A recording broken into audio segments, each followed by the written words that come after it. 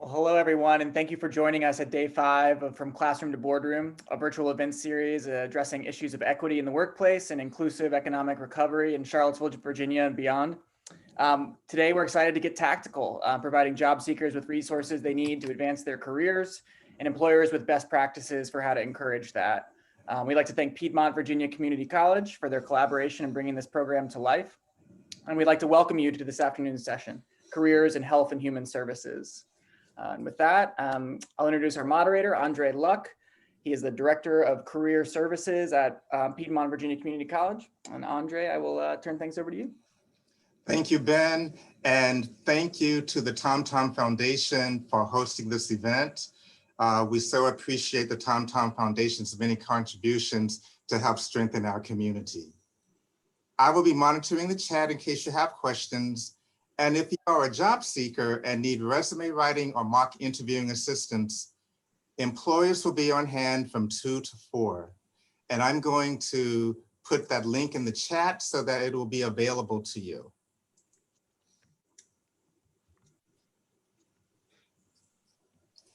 I'm very excited because we have an illustrious group of panelists today. And I am going to ask them to introduce themselves and give a brief overview of their organizations.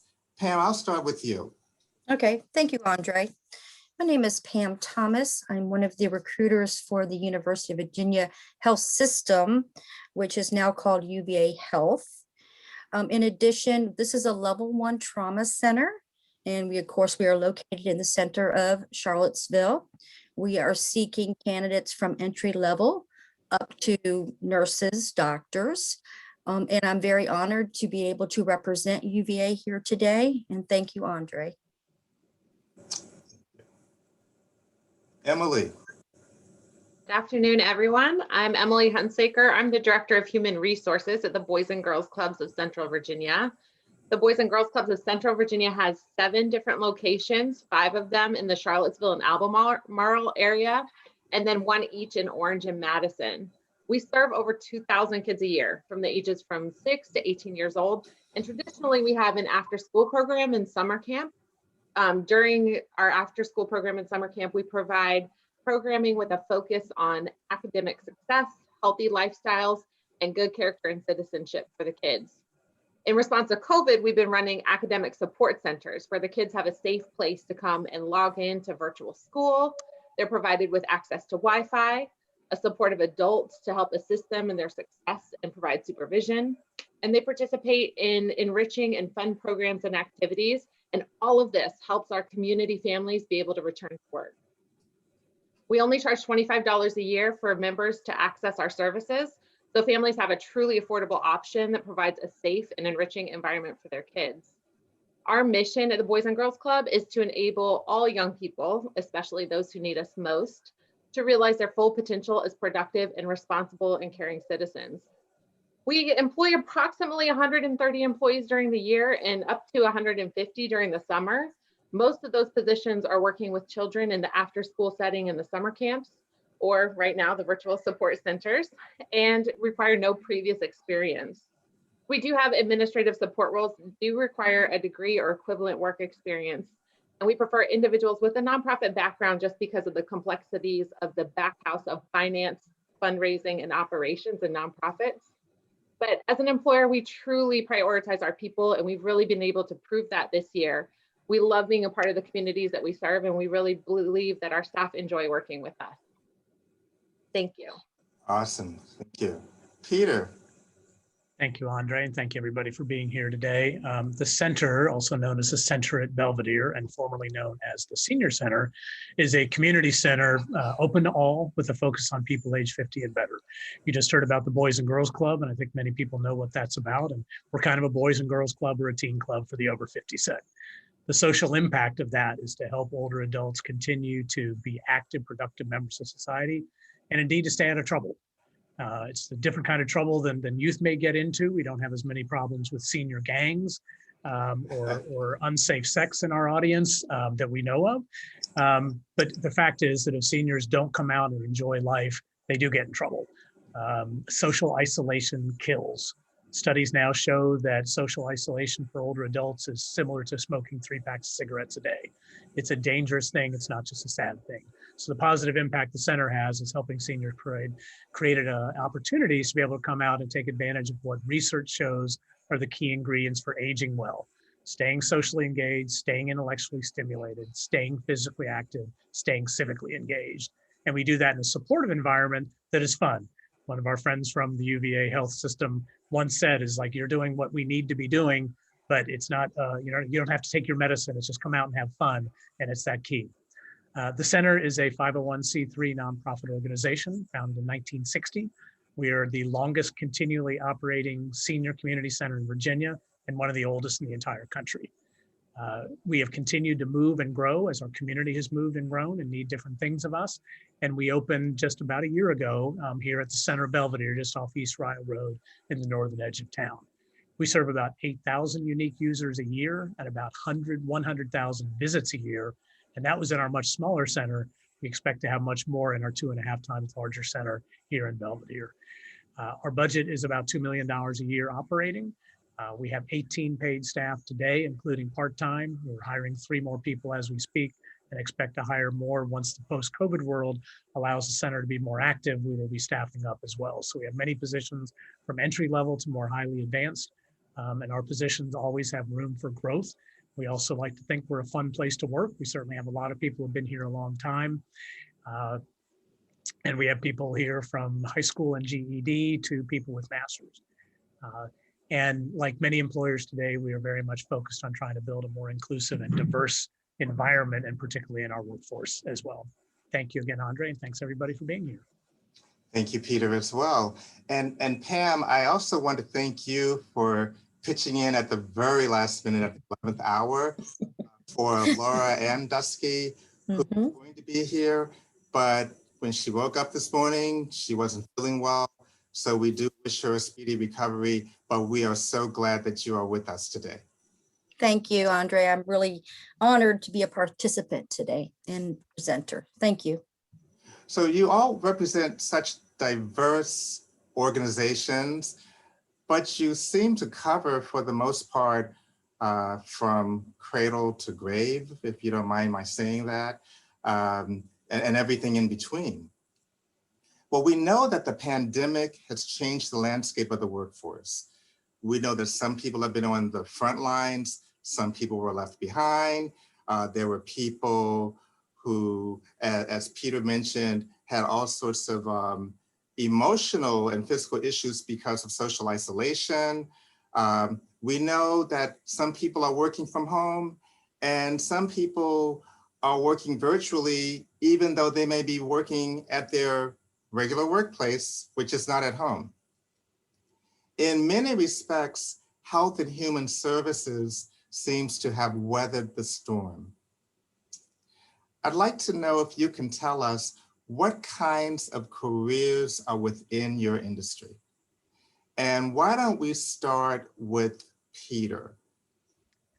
Thank you, Andre. Yeah, just within the center itself, and certainly within our field, there's a wide array of job opportunities. We have at the center, we have entry-level people. We have folks who have come fresh out of high school and college, who have been very successful at the center in a wide variety of positions in the 20 plus years I've been here. We also do have the so-called C-suite. The center is kind of a mid-scale size nonprofit, at least on a local standard. We're probably a little bit larger than a lot of organizations that only have a few people. But we have a 5-person leadership team of chief executive, chief finance, chief program, chief marketing. Those opportunities are here, and we have often promoted people from within into those positions.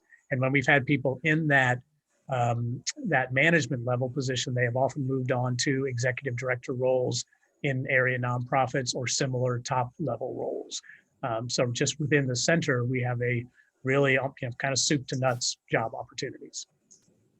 Okay, well, that's really good to know, because a lot of times when I think of well, I know quite a bit about the center, as you know, but prior to that time, when I would think about the center of Belvedere, when it was the senior center, I would think, okay, well, they have volunteers, and I guess most of the volunteers are seniors, and that's what they do. They provide activities for seniors, but it is so much more than that.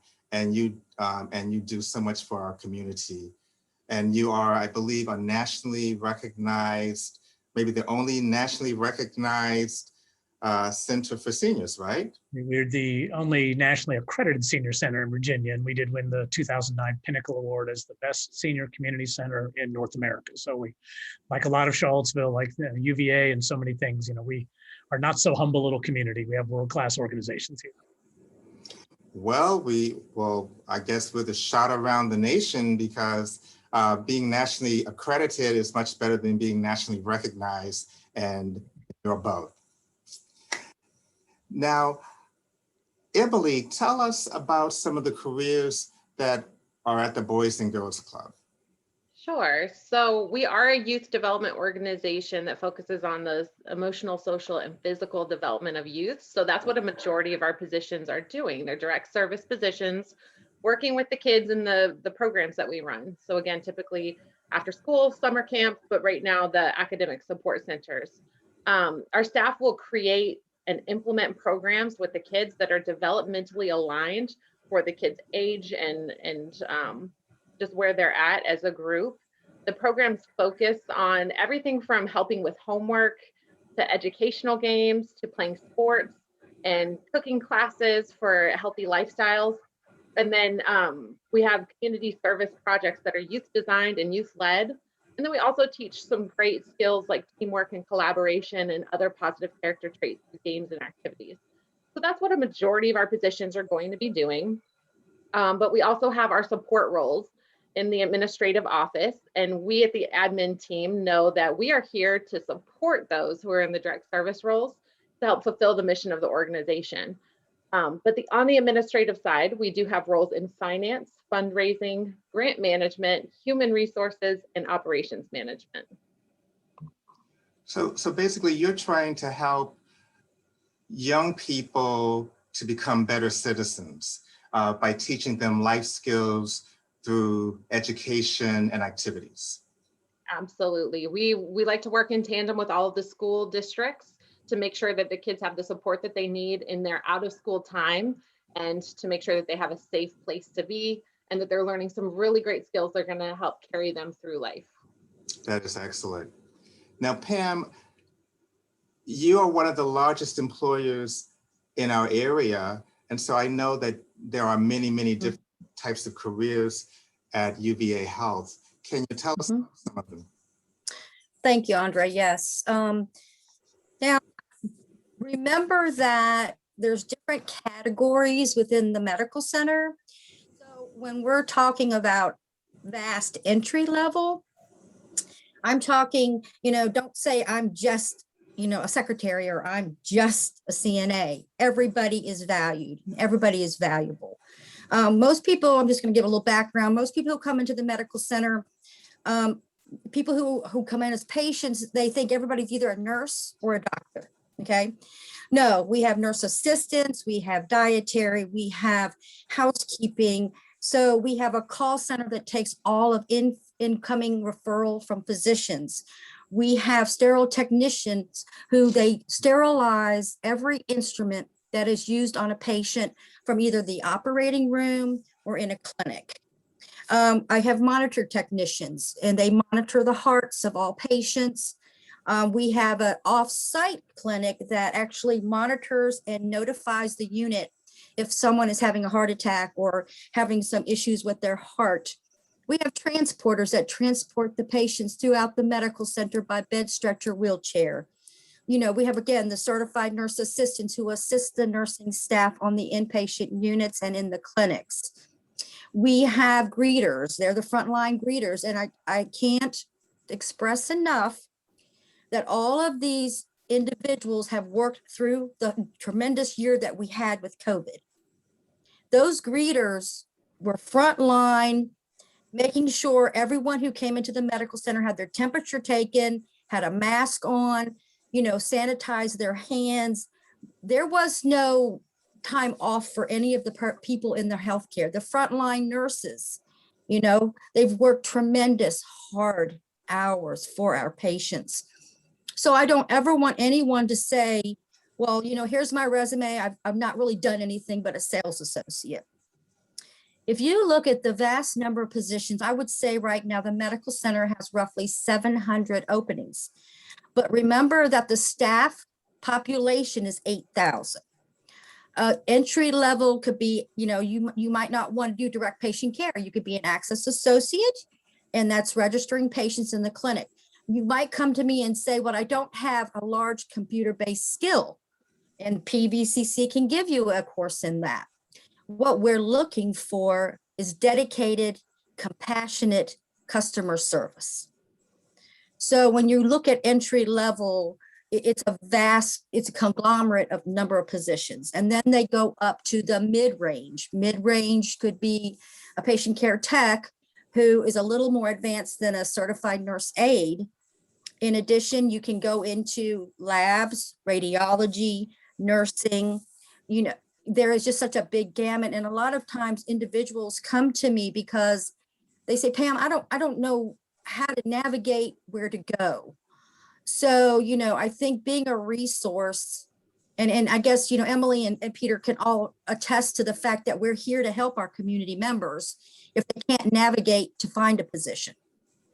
So, you know, just keep in mind that there's so many opportunities at the medical center that you may not have even thought of. But one final aspect, which may be different than Peter and Emily, we're a 24/7 organization. So there's evenings, there's nights, there's weekends on some of these roles.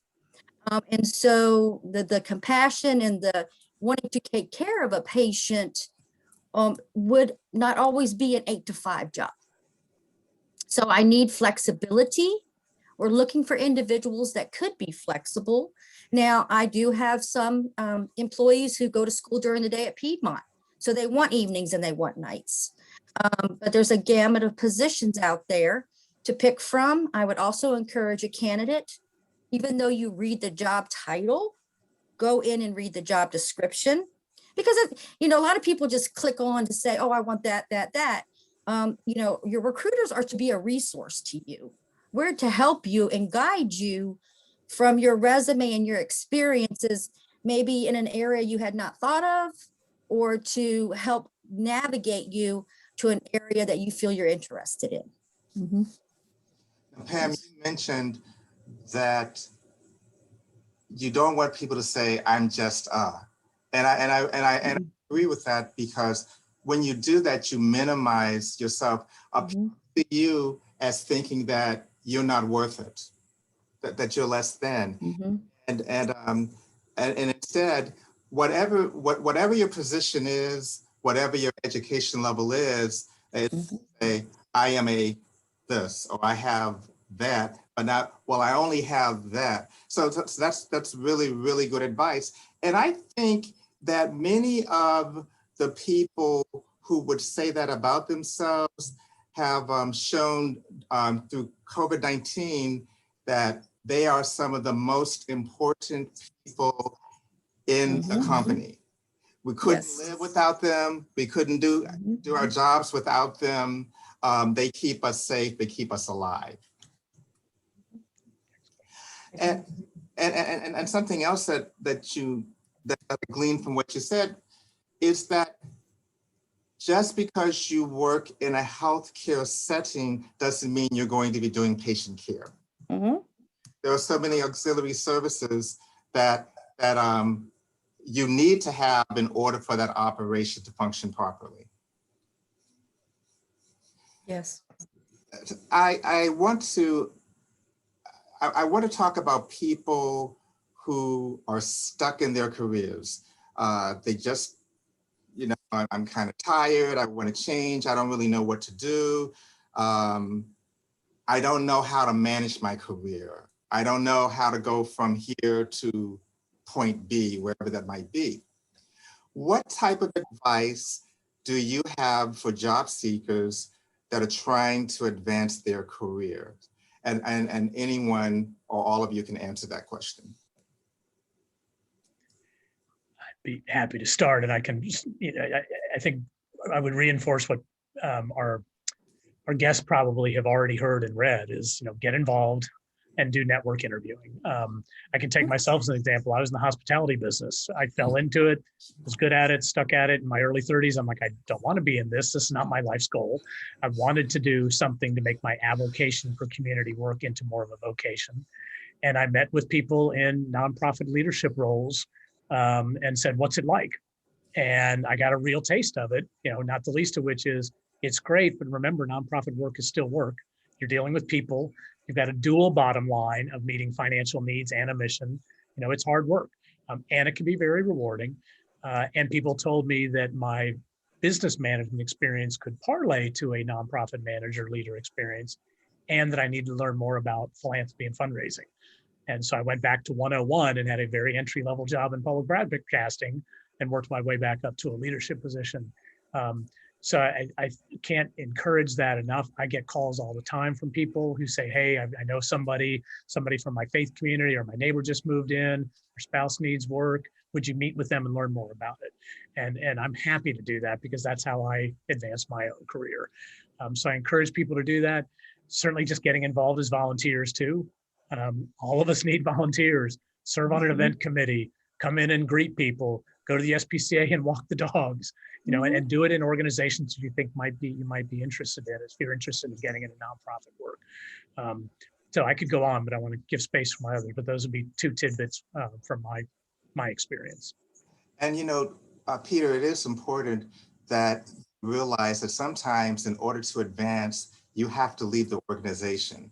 And sometimes you do have to take a couple of steps back. You might have to take a lateral move, or you might have to move out and move down in order to move up.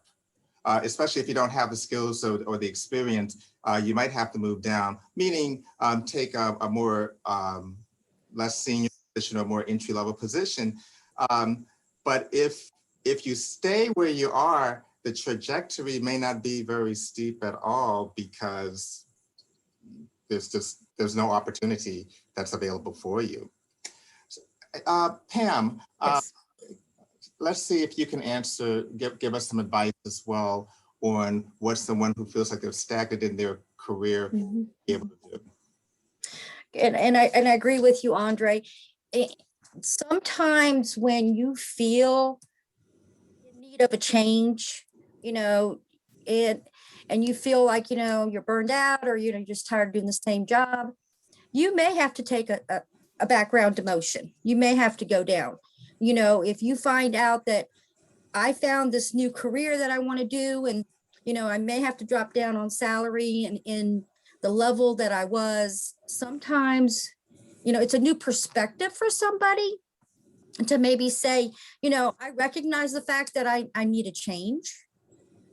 The thing about the medical center that I will tell you, we do many hundreds of demotions, promotions, and laterals. And that's when employees come to me and say, Pam, I want to do something different. I'm stuck in this same rut. So that's where, I'm sure we're all career counselors at some time in our lives. How do you work that person? How do you lean them into a new career or a new path? So, they have to be able to take the good and the bad. So you may have to drop down. For some of my candidates, I think, and from what I have seen, it's the fear of the unknown. I think they feel like they don't really want to stay in this position, but it's the fear of not knowing what they're going into. And I think us as recruiters, as myself, I have to nudge or, assist that candidate in possible interview for a different area. But as far as changing careers, that's on a personal level. If an employee or a candidate wants to change their role, and I'm saying, just like Peter, you have to volunteer, you have to join organizations, you have to network. Nothing anymore is going to be like laid out on your plate. It's sort of like you have to go find it. And I tell we have a lot of senior volunteers who worked at the medical center, retired, came back. They came back as a volunteer. And then all of a sudden, somebody saw them, how they interacted with patients and visitors, and was like, would you like to be a part-time greeter? Okay. So you were a manager of a call center. Now you came in as a volunteer. Now you work part-time as a greeter, and you're getting part-time benefits, or, if they want to come in as wage with just so many 1,500 hours a year. So I agree with Peter. It's a lot to do with networking. But I think also a lot of times you can pull things out of a resume that the candidate didn't notice. So I try to strategically say, oh, you did this, you were a manager, but, then you went to a director, where do you see yourself as far as customer service, and then I try to lay out some of the different positions that we may have in the medical center that a candidate may be interested in. That's very true what you said. A lot of times the subject understand him or herself. You can pull something out of a person. Oh, you did that, and you can, but they don't even know that there are dots that exist, because maybe they don't. Maybe it's a self-worth issue, or they just thought that they weren't doing much of anything and just never saw the potential that was inside of them.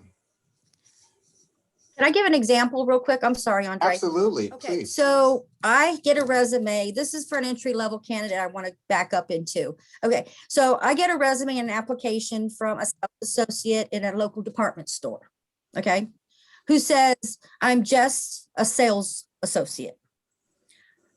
I turn around and say, did you accept cash? Did you do credit cards? Did you answer customer service? Did you answer calls? Did you balance that cash you register at the end of the night? This is the kind of stuff that I have candidates write down so they can go back into that resume and redefine what they know. So in layman's terms, we say, handle payments. Whoop. Yeah. Sorry, got lost. Oh, well, we lost Pam. Hopefully she'll be back with us pretty soon. Emily, what advice? I'm sorry. Pam's back. But Pam, why don't you finish up? Okay, no, just when, and I will tell the participants, when you're doing a resume, tweak it to define it, a model that would make you look more successful. So I would say cashier, cashiering, so, telephones, direct calls.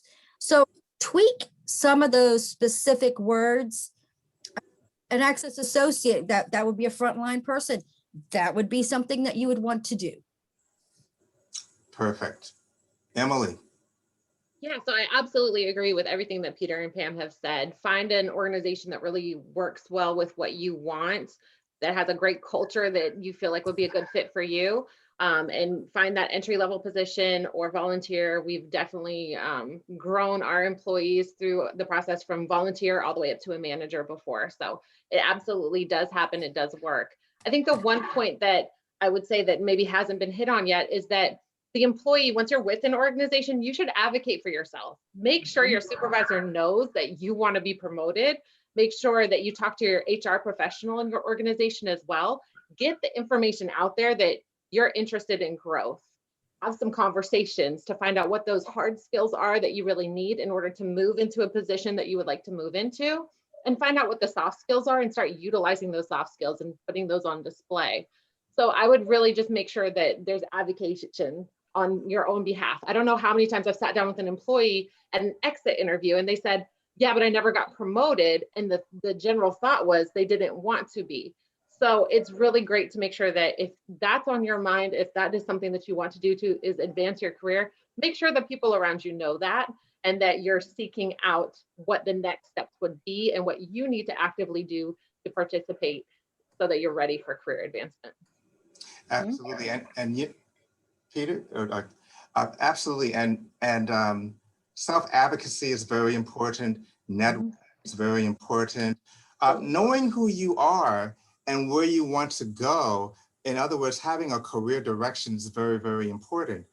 And I've even seen situations or cases where someone had a full-time job, but they took on a part-time job. That part-time job was in a completely different industry, a completely different type of work. And then there were opportunities that were made available to them in that part-time job. They ended up having a completely new career from the part-time job that became a full-time career. So there are a lot of many different ways that someone who is feeling stagnant, just not sure what to do, there are many different opportunities for them to advance. And I would say that if you are one of those people, then contact Virginia Career Works. They're one of the co-sponsors of this event. Contact them and see if you can get some professional assistance. If you are a PVCC student, a current PVCC student, PVCC Career Services is also available to help you. Now, Pam, you had mentioned, and I'm paraphrasing, you had mentioned pulling certain words out of a resume, or maybe one in the resume, but you allowed them to bubble to the surface so that people would be more aware of their skills. So that makes me think about applicant tracking systems.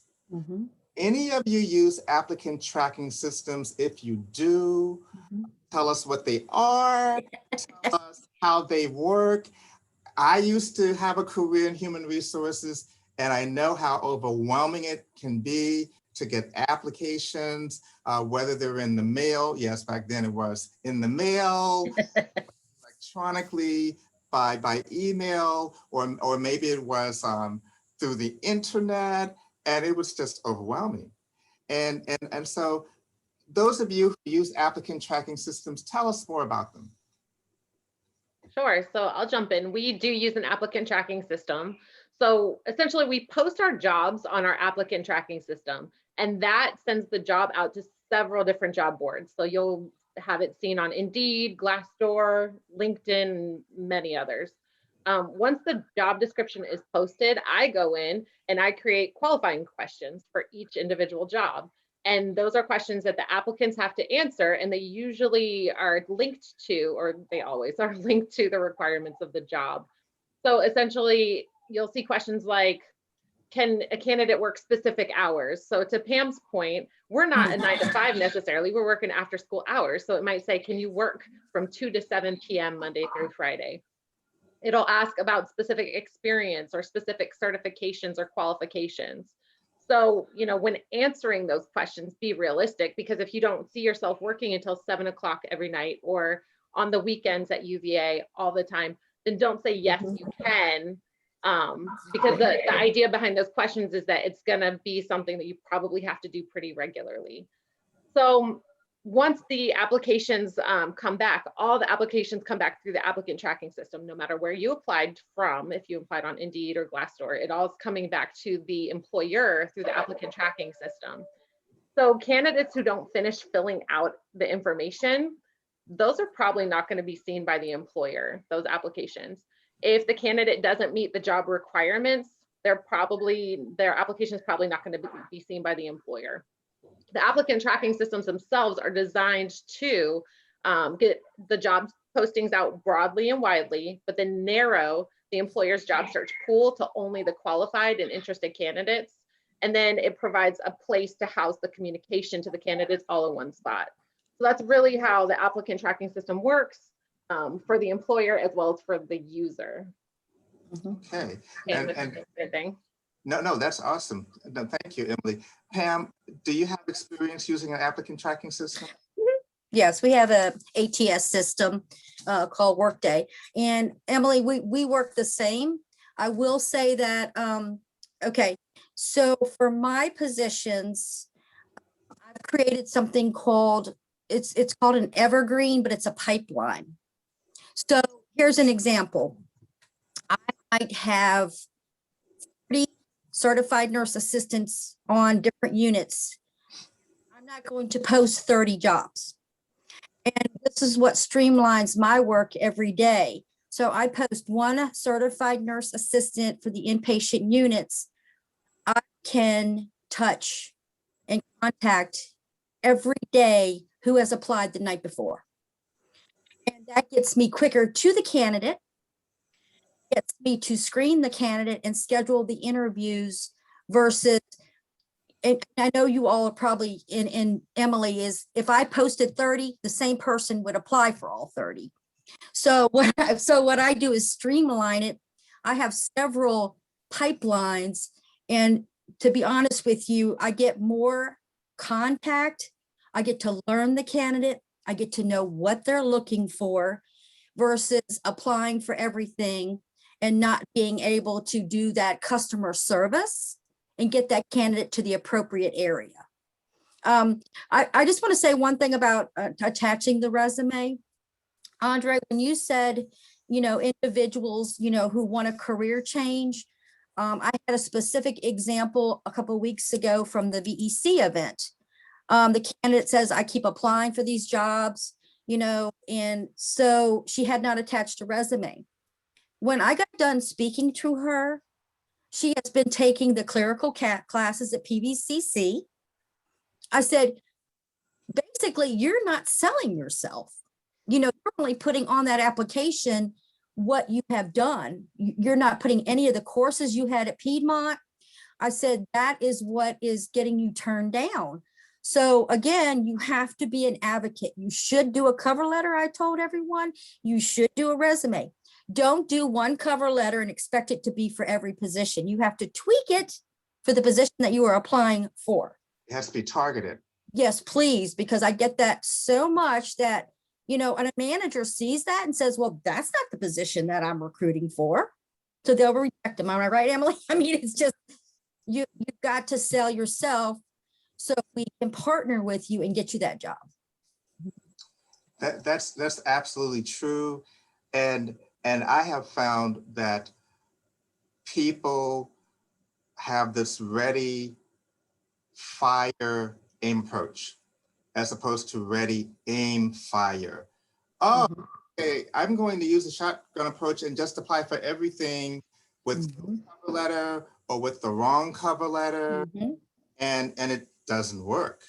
Or you apply to so many different places. Sometimes I've actually seen where someone applied for a job, but the address was to another company, or the name of the other company, but it was to our address. And it's like, well, I don't think that person is going to be, that person won't make the first cut because they didn't do their due diligence. Not detail oriented. They're not Exactly. following directions. Absolutely. Yeah. Absolutely. I mean, there's a lot that you can learn about an individual by looking at their application or their resume. And then maybe there's an interview, but the application and the resumes are screening interviews. They're tools to use to screen people. Yep. Now, I know that sometimes people don't know what they don't know. I mean, for example, let's say someone did something when they were younger or more recent that they should not have done, and it got them in trouble. And maybe back then they didn't think anything about it, but now there's more like a day of reckoning. Now they're applying for certain jobs. I know what my calling is. This meets my skill set perfectly. This is the career that I want. The question is, what can disqualify people from being hired? I'll take that one. I'll start with that one. To me, what I tell a candidate is come forward, be truthful. Okay. You know, some people have made mistakes or misjudgments in their life. So what can get you disqualified is here's the problem. You've applied, you've said you've had no misdemeanors or felonies. We do a background check and you have misdemeanors. That offer is going to be rescinded. You will not be able to reapply for a year. So normally what I tell a candidate, I say, is your application true and just? Recently, I've had a couple, very unfortunate situations where the candidate said they had a high school diploma or GED and they did not. That disqualifies you. The minimum requirements at the medical center are 18 years of age, high school diploma or GED. Now, if you came to me and you put on that application, it was a felony, you would have to put in there. I always tell candidates you must put the year, the county, and the allegation. Some are case by case basis because remember, all of us in this chat, I have to make sure if you're taking care of a family member that you're safe, that I'm safe, my family member is safe, or my friend is patient care. Another thing is I think that they think that if they don't disclose it, that employers won't find it. I don't know about every institution, but ours does background checks in drug screenings. So another disqualification is if you stated that you had never worked for us before on your application. Then I go back in and I find out that you were a previous employee not eligible for rehire. So there's a lot of instances that are case by case. That's the main disqualifiers is rehire status, not being upfront about any misdemeanors or felonies. And that's the norm sometimes for us. Yes. Pam, do you recommend that somebody who might be in that type of situation, maybe they were a former employee, they didn't leave on good terms, do you recommend that they meet with you or another recruiter? Because there may have been extenuating circumstances that just they weren't able to share at the time when they were having problems as an employee. Yes. And the reason I'm asking is because, as you know, I for many, many years, and as you know, I met you when I used to work in human resources at UVA. And so there were times when people could not be rehired. That was the status, do not rehire. And, we could see, some of the reasons why. And people would meet with us. Now, we couldn't really disclose that information, but they would meet with us and we would help them navigate, in many cases successfully. And sometimes we were able to add more recent successes that were able to mitigate some of the issues that they had when they were an employee. And in many cases, they were rehired. Yeah, and that is the case, Andre. Basically, there's two avenues here. The first avenue is you failed your drug screening or you failed the background check. You have to wait a year to reapply. Okay. Now, as far as a past employee, and this is what I do when a lot of employees at the medical center think that I'm not rehireable for 1 year. That's not the case. You're not rehireable forever. I don't want to say it like that, but your recourse is I send you an email and I explain to you that you're not eligible for rehire. I have you reach out to employee relations. What employee relations does is they take that case, they will review the case. Some are overturned, some are overturned, but there is a process. And I agree with you. What they do is they have sort of a process as to how long have you been gone? Have you had steady employment and a positive reference? And that's a possibility to be overturned. And then they let the recruiter know that past employee is now eligible for rehire. So never say not never again, but remember that you will have to work with employee relations. And sometimes no is not the final answer. No. In some cases it is, Mhm, but in many cases it is not the final answer. mhm. It's case by case. Right, exactly. Mhm. Emily, is there anything you want to add to that? I would say for myself, probably for Peter, but I don't want to speak for him. Any barrier crimes for us working with youth would bar you from employment. And I would say that's probably true for all of you. Mhm. You know, some of you are working with youth and some are working with seniors and Patients. you're working with patients. Mhm. And so they're all vulnerable populations. And can you give us an example of a barrier crime, Emily? Sure. So sexual assault, a felony sexual assault would be one. Mhm. You can go on Virginia's website as well and look up Right. barrier crimes for Virginia, and they'll have, it's a very extensive list, but they're Yeah. all higher level felony crimes. So the theme of the classroom to the boardroom is about workplace equity and inclusion, diversity, equity, and inclusion. What suggestions do you have to help applicants avoid age or other forms of discrimination? I know that's very, very broad, but any thoughts that you might have? Since you specifically mentioned age, I can obviously have my radar up with that. You know, ageism lives in America. It's a very real ism, and it's every bit as dangerous and killer as every other ism that our culture needs to fight. And it's very hard to prove ageism. Legal cases often don't go anywhere. It's very, very hard to prove, but do know it's out there, and it's very much out there in employment in our community. So, you know, some of the tidbits that people often share is, you know, don't put your high school graduation year and college graduation on there, because if it makes it look like you're 50 or 60, or in some cases 40, where some employers will think that you're too old, you know, just try not to put it in there. Try to, you know, focus resumes on skills and not tenure. Yeah, and less so from the resume too, is just, I'm always amazed when applicants will make fun of, say, you know, I'm not that in tune with technology.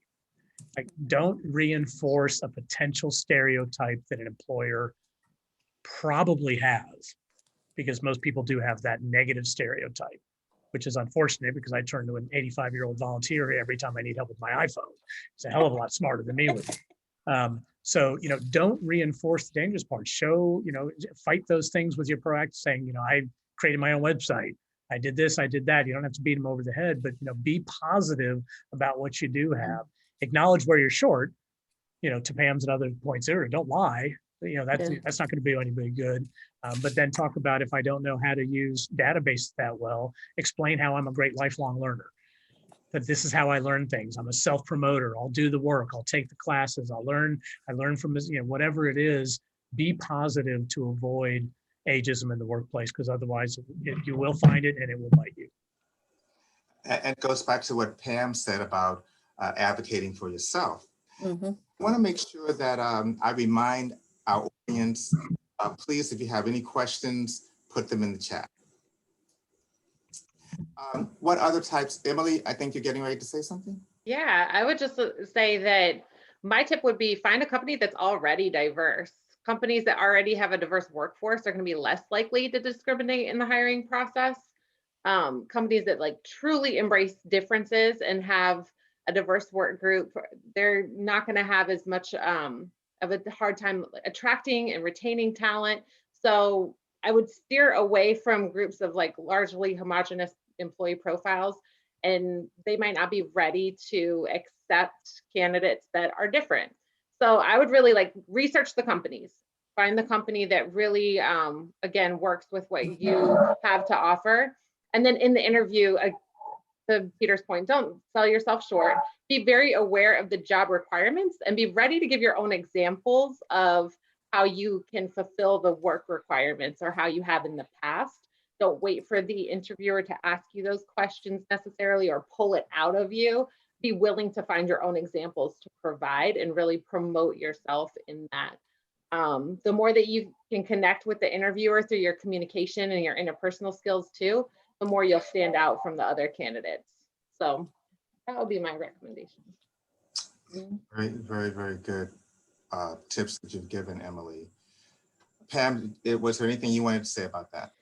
Yeah, I agree with both of them, with Peter and Emily. There is a few things like, Peter said, don't put your high school graduation date, or don't put your college grade date that you graduate from college.